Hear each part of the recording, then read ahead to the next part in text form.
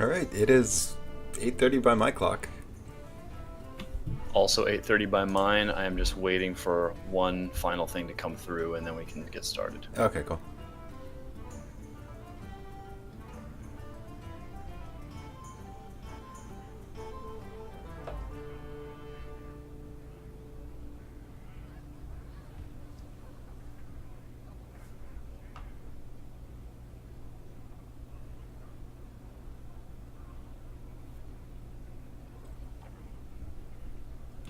Okay, I think we are good to go. Awesome. I will tell the players.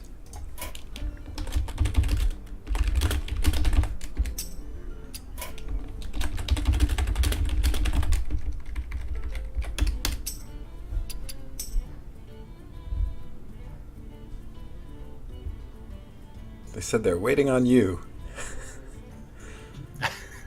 I figured your word should be good enough, but I did tell them I was going to tell them when, so I guess I will do that. Cool. I've turned off the AFK text, so no one in chat has to remind me this year.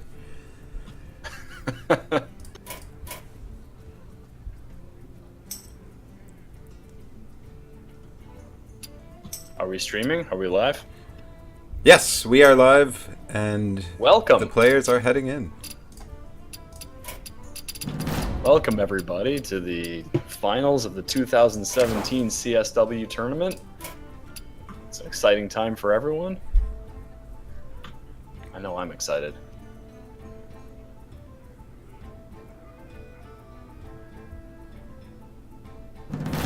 No, he keeps challenging me. Who's this?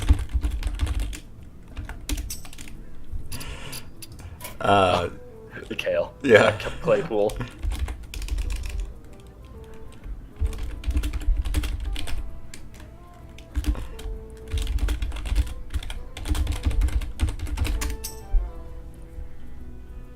Alright, I think we should have this sorted out. I think they're good now. Alright, so I didn't do my research. I don't know which classes they are playing, so this will be a surprise to me. Well, I've got everything laid out in front of me, so I can tell you that. Let's see, are we calling him Darkstorm or Dude?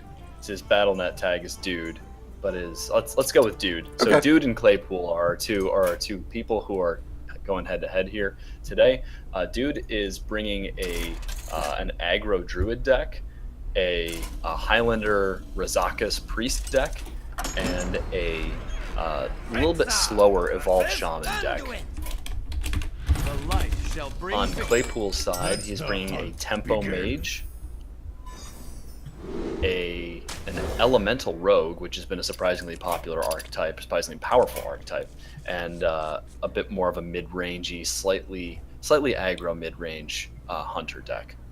It looks like we're starting with Dude's Razakus priest and Claypool's mid-range hunter. Yep, that is exactly what I'm seeing. Yeah, this will be an interesting one. They both, yeah, go ahead. They both got some low cards off the mulligan, so nobody got completely screwed by RNG yet.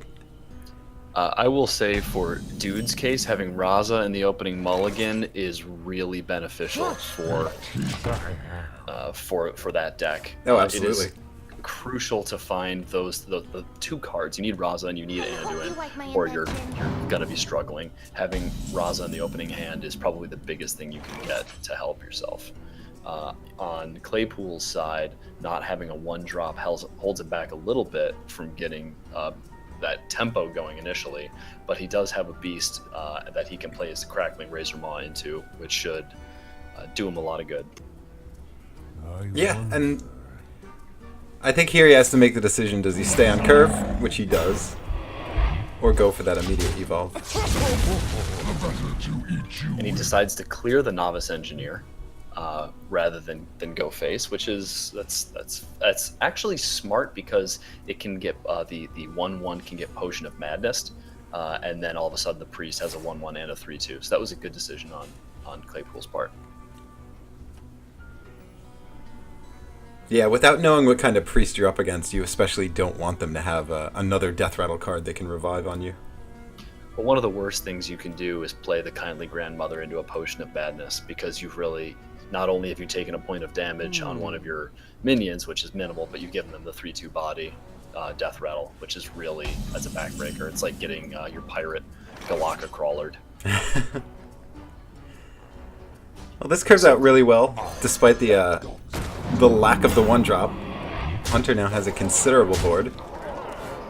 Yeah, right now the Hunter has a real board, and the Priest does not. But he does have Kazakus, so that can help a lot.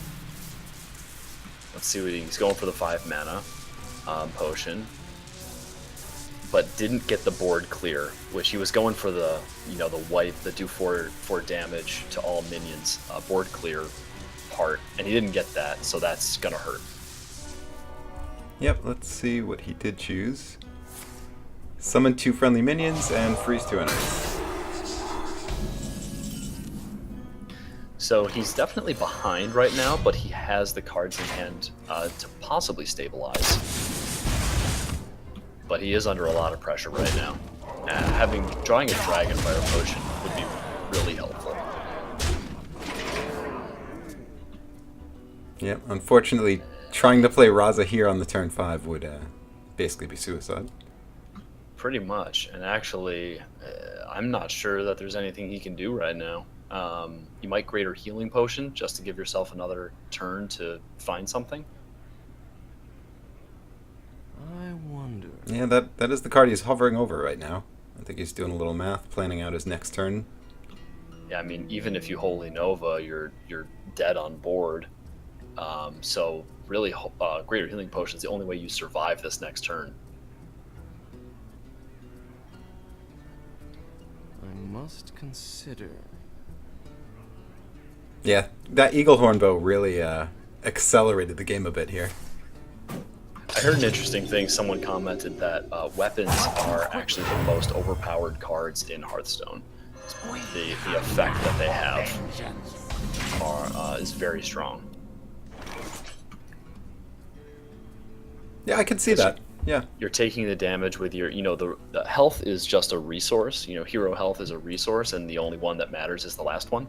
So if your Hunter's at 1 health and he wins, that's the same as winning at 30 health. So using the weapon is an efficient usage of resources. Yeah, that's a very true statement in my opinion. I didn't come up with it, but I did hear it from somebody, and I repeated it.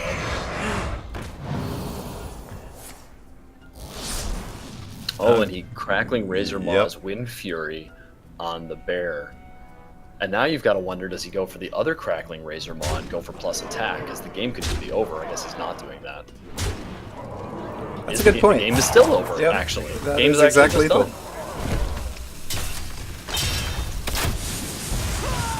And that's it.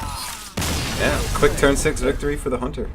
And in all honesty, it came down to trading away that 1/1 at the start.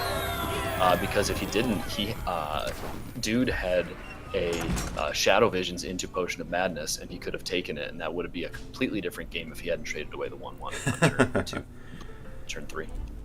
Yeah, it would have also played into that Kazakus potion, giving him more than just the 1/1 minion to resummon. Sure, yep.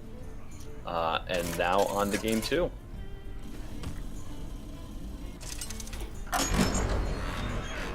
Jaina versus Anduin.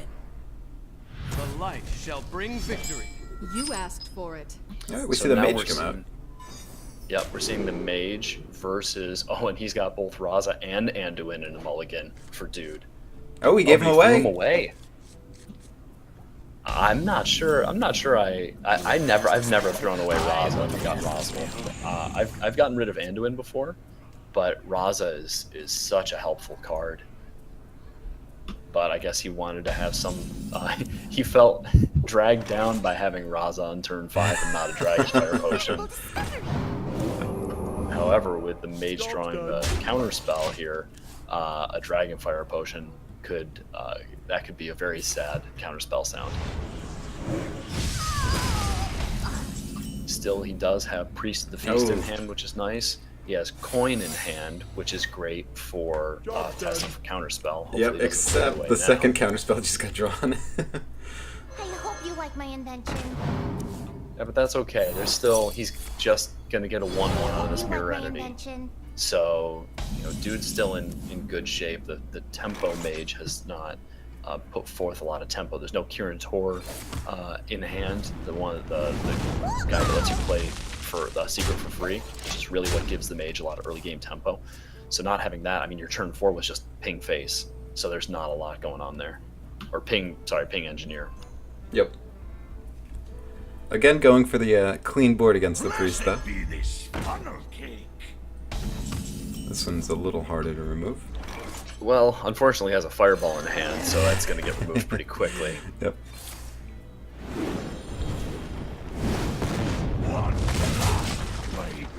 But he does have a pyromancer in hand, so can at least take out the 1/1 should he decide to. But probably, I would say, going to take the stone hill. Yeah, in this Slow him down position. a bit there. The end is Oh, and the Doomsayer. Okay. And let's see if is Claypool even going to try to clear the Doomsayer? I'm not sure he'd be able to, even if he wanted to. No, I think opting for the card draw is basically his way of passing this turn. Yeah, We looks might like see it. one of those counter spells come out, though. Just to round it out. Yeah, that's not a bad idea. With a simulacrum. Oh. It's a card I'm not very familiar with. Yeah, so that copies the lowest cost minion in hand, and you get the so now he's got a second Sorcerer's Apprentice, which is, you know, not bad to have extra gas. One of the problems with these tempo decks is they can run out of card resources very quickly. So right now, with the mage still having 7 cards in hand, he's in a pretty decent spot. Nice. like to play with fire. Alright, we do see the coin used to draw a card.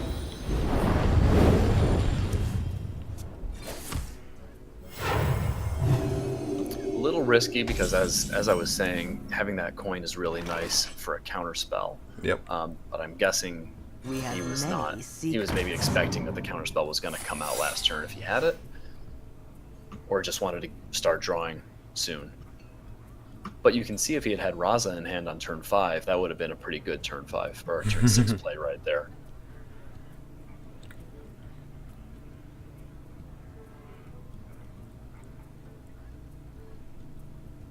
So now the decision on Claypool's part, what to do with your remaining 4 mana. Medivh's Valet is pretty good. Having the counterspell up right now, you can take advantage of the Battle Cry. And maybe going for a tempo Sorcerer's Apprentice. Someday I'll be just like you. Someday Oh, it's I'll setting be them just both like up. you. Time runs out on me. Oh, he's pushing hard right now.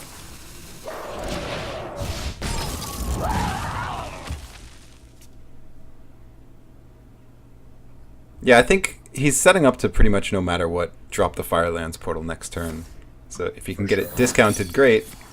But if not, he still has the 7 mana it would cost.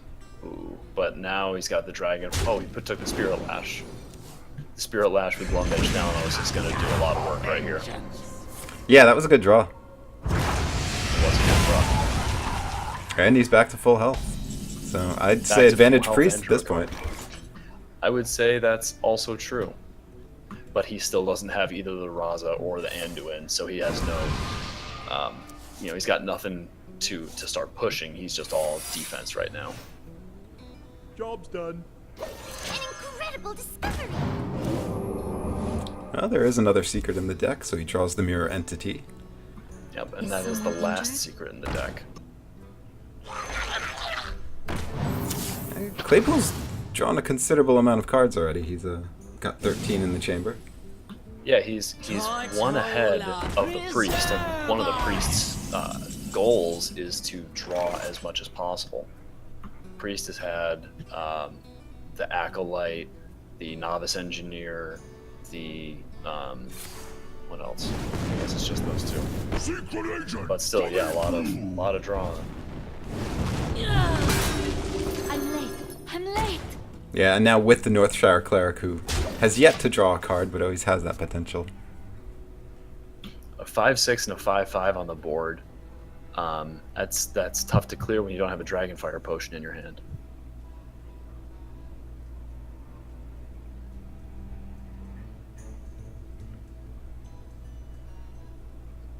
But you can drop down the Auchenai and heal one of the 5/6, 5/5, along with running one of your 4/4s into it.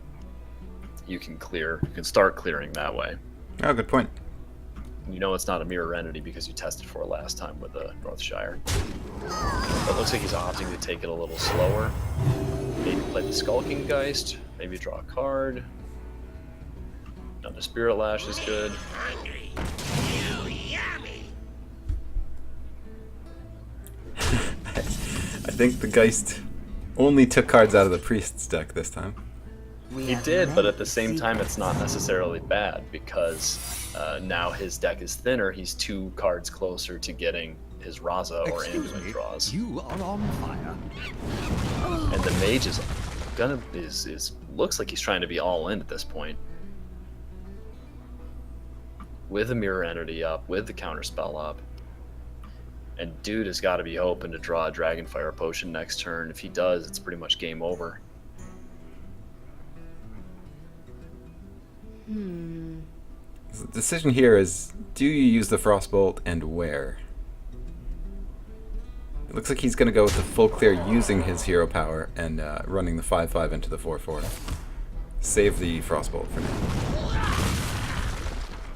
Or no. Interesting. I guess let's see, what did he do?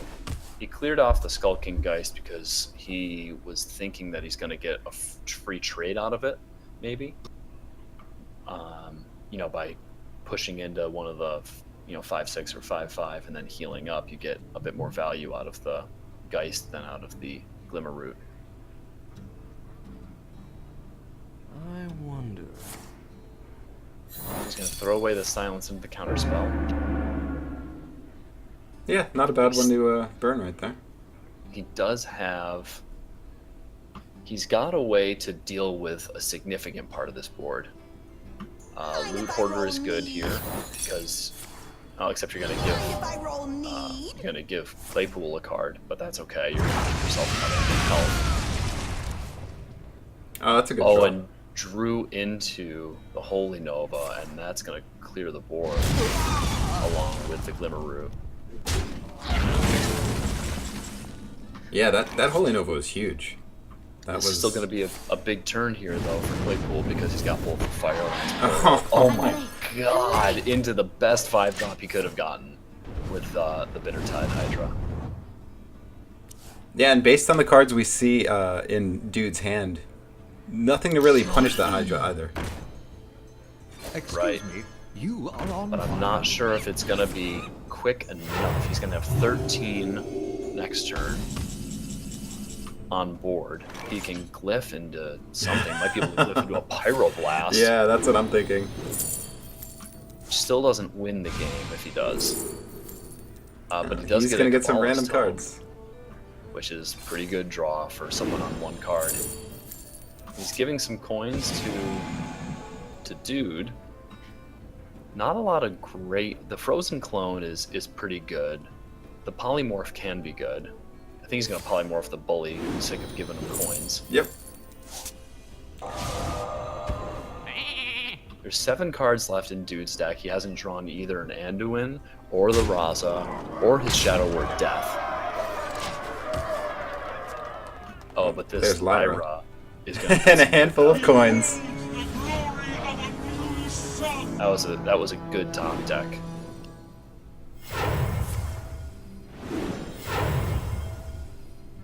Although he hasn't gotten any value off of it yet.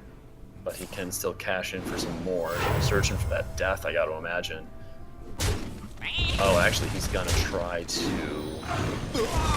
Oh, he's gonna be able to clear the board right here with Auchenai. Yeah, I didn't see that. That's an excellent play by Dude.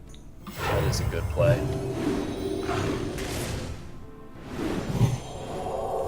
And he drew a Dragonfire Potion, and he's Mind Blasting as well, just continuing the cashing in of Lyra spells.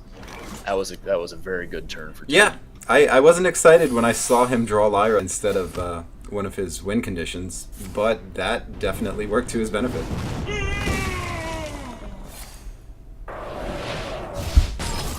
But now Dude's in the position of playing against a random spell. So what do you play into it? The Raza's actually pretty good. Because a 5/5 for 5. Ooh! Claypool. Well, that's actually fine because he's got the Dragonfire potion in hand to clear them both off. No, I'm just thinking more Mage Ping every turn. Yeah, one point of damage isn't too bad. But it is still, yes, it's funny because he's down to 6 cards with no duplicates. He's able to actually get the Raza off, which is hilarious.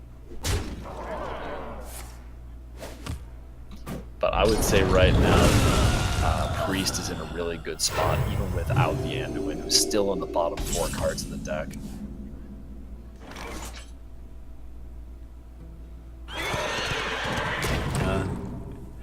Unfortunate burning of one Bone Mare with the hopes of dropping the other Bone Mare on top of it next. 7 mana 5/5 is tough. I gotta imagine he's gonna just... Oh, he's gonna clear it. Take no chances. Yeah. Can't blame him. Yeah, especially now he knows he has the Greater Healing Potion. He can drop Velen any turn that he needs to. Cast a spell. I want to cast a spell. Although this is gonna hurt not saving the potion for this turn. But there's 3 cards left in the deck, and Anduin is gonna come out 33% of the time. Do you think he goes Simulacrum here and duplicates his Bone Mare?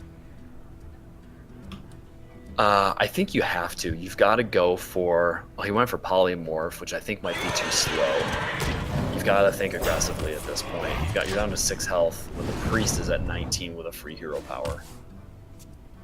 There's his Shadow Word Death, which you would have wanted about 10 turns ago. Well, we're gonna... I think the game's over right now. I think the fear there was if the 1/1 can't stick on the board, he's again just dead dropping a Bone Mare. Sure.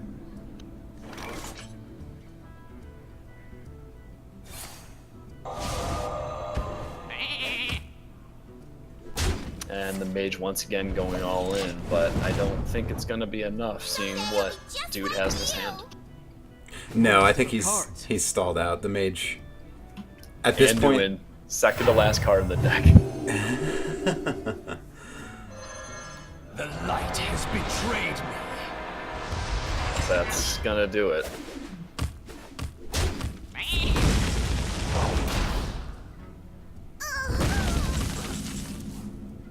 Mono Worm, not what you need in that position. I think we might see the concede come out. It looks like Claypool's going for it just because he never know Out of at 6 health, cards. right? Kazakus on the bottom of the deck, Anduin second to bottom. Not all who wander are lost.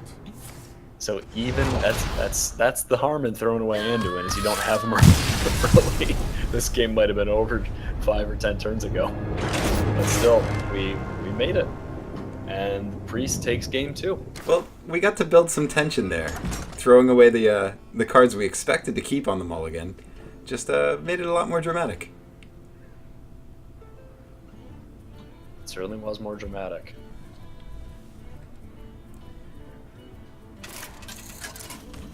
Okay, so now we're seeing the slower, more control-y evolved Shaman going up against You the asked same for it. Tempo Mage deck that we saw.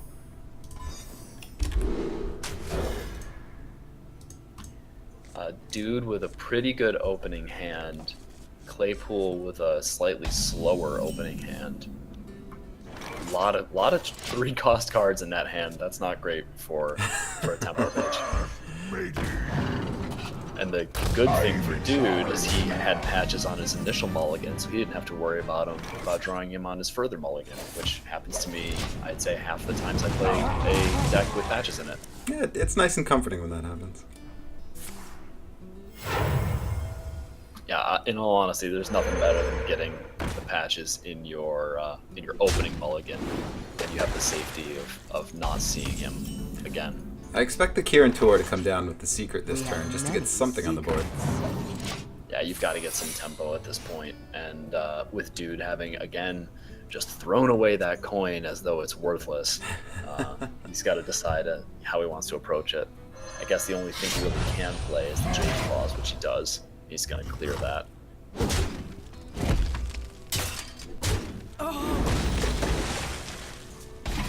Yeah, and manages to play around the Mirror Entity that turn, too. Now, Claypool is going to get some good value here out of the You Medivh are LA. on fire. Clear the board. The most important thing against a Shaman is to keep the board clear. If you can keep a Shaman's board clear, he's going to lose. An Evolved Shaman. No opportunity for Flame Tongue, no opportunity for Bloodlust. This deck does not play Bloodlust. It does play the Nerf Hex, so he's now got a 4-mana Hex somewhere in his deck. He has 2 of them. Dude does. He just really likes frogs, okay?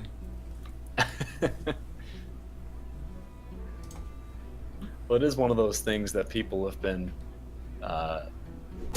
puzzling about why they decided now to nerf Hex when it wasn't a card that anyone was playing. I guess they knew that this final was coming up. Yeah, a couple tournaments ago I would have loved to see a Hex nerf. Did you fall victim to that? Yeah, I lost one finals to Forked Lightning that I didn't expect. So I have bad memories of Shamans. So control Shamans haunt your nightmares still. They do.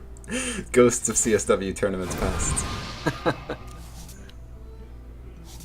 You want to cast a spell? I want to cast The mage has used all of those 3-drops that we I saw. want to cast a spell. And he's got, look at all the gas he's got in his hand too. There's a lot of cards in there. Yeah, he got over that initial hurdle, didn't take too much face damage, and He's got so many more spells, or so many more secrets in his hand too. where's Playing Lothar when you need him? Flame. It looks like the Shaman is doing the game plan against the anti-Shaman game plan against the Tempo Mage, which is smart again, especially going into Game 7, knowing you've got the Bone Mare coming up. They'll never know what. Firelands Portal coming up, but that 4/4 Nightblade's going to get schradered into, I would imagine, by that Jade Golem. Yeah, that seems like the play here.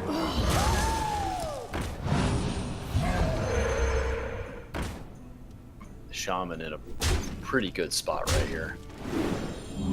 Yeah, I mean, as you pointed out, once he was able to develop a little bit of a board, the Flame Tongue came out, and things have swung in his favor since. Yeah, that's why those Flame Tongues can break you.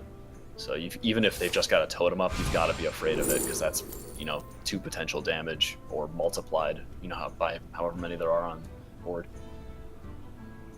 Well, Glyph does not give the AoE that he was looking for. Yeah, he's got to have been. He was looking for a Flame Strike for sure, or a Blizzard at least. But got a Cone of Cold, which with a Healing Totem out is really not useful. We didn't see it last game, so I don't think he runs a Volcanic Potion in this deck. He does not. I don't. This mage deck typically does not run any board clears. It's looking to push advantage. And sure enough, looking at his list right now, there are no board clears in it. It's really just Fireballs, Firelands, Portals, Bone Bears. It's really trying to, get ahead quickly, which is why having all those 3-drops in your hand for the mulligan hurts so much. Ah, I see. You want your ideal opening is Mono Worm into Arcanologist into Kieran Tor Mage and Free Secret. That's your 1, 2, 3. That if you see that, you're in great shape. If you don't see that, you can be looking at a situation like this where you've got 3 secrets, 2 Bone Mares, and a Cone of Cold, and you're like, what do I even do with this? Yep. And the answer he goes for is play all the secrets. I mean, sometimes that's all you've got. Just make him make some bad plays, I guess. So Try far, to. dude has done a good job playing around the secrets. We didn't remark on it. He did manage that counterspell pretty well earlier by dropping the Maelstrom. Yep, he did. He has been in both of these last 2 matches. He's done a good job, but this Thrall's going to come down, and I think that's might just seal the game up here. That's a lot. That lot was of beef on a the board. successful evolve. And he does manage to keep a taunt. He just traded places. Yeah, so there's the turn 2 you play that you want coming out on turn 10, which is not great. It does give him something to bone mare, but I don't think that's going to pull him out of this. Yeah, once the you've got a full board and the Shaman Death Knight comes out, you've got a lot of you don't have a lot of options. I imagine Claypool's wondering why God decided to give him 2 bone mares. Again, this is a position that he's familiar with tonight.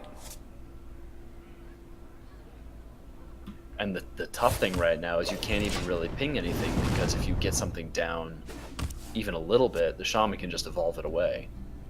Oh, that's a good point. Alright, throwing out the devolve just to test for counterspell again. Yep. But at this point, the Shaman is so far ahead. Yeah. Basically playing that Cone of Cold was just buying time. He's got a Spirit Echo. And Fireball. Yeah, at this point I'd Fireball my own face. I knew that was coming. The BM exit strategy. Yeah, it's BMing yourself.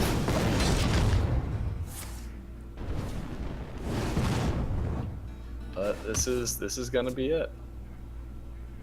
Yeah, dude's going up 2-1 here. The mage still can't find a victory.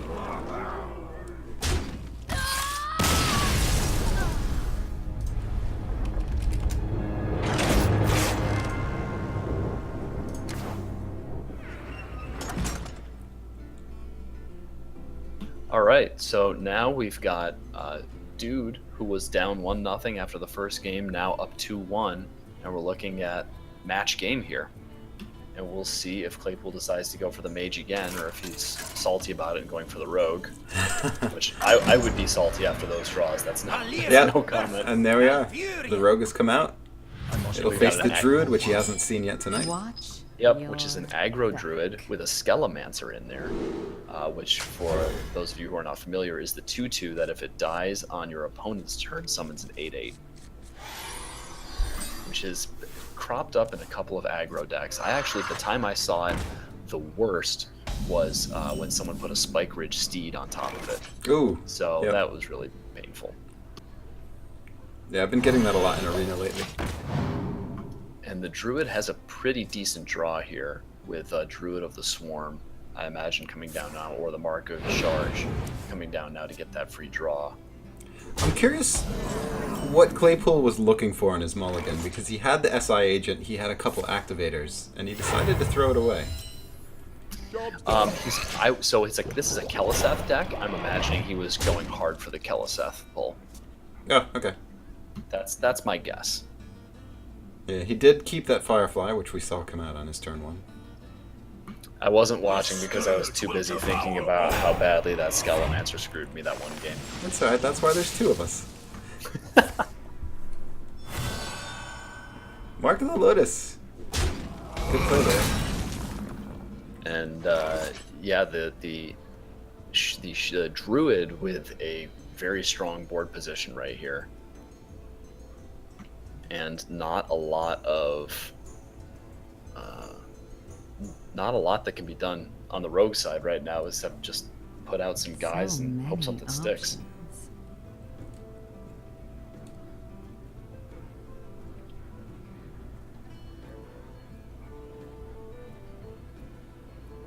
Yeah, Rogue put in a tough position here because there's no real reason to play the Van Cleef but also the weapon doesn't do you much in this So position. many options. Yeah, I would. If it were me, I'd probably just play Fireflies and Flame Elementals and just Yeah. try and go wide. Would you play all three, or hold on to one? No, I think this is probably the right decision. You want to hold on. Your 1 mana cards are so important as a rogue, so Yeah. you can activate your combos. Especially when you have 2 Vile Spines and a Van Cleef in your hand.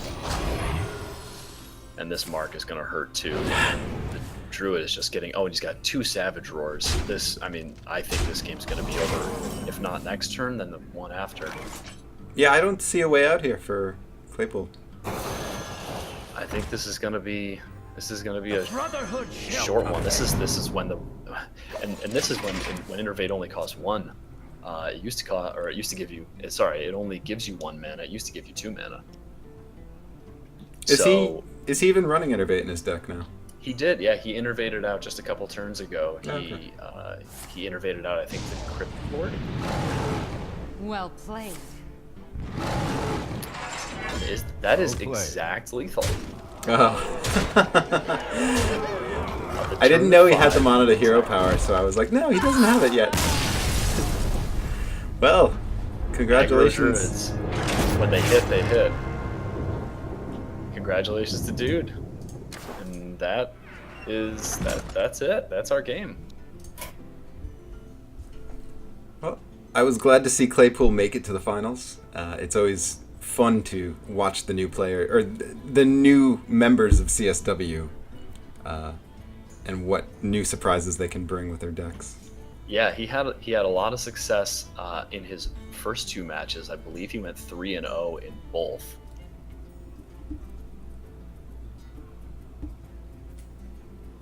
Well, Scott, thanks for being here. Thanks for putting together the tournament.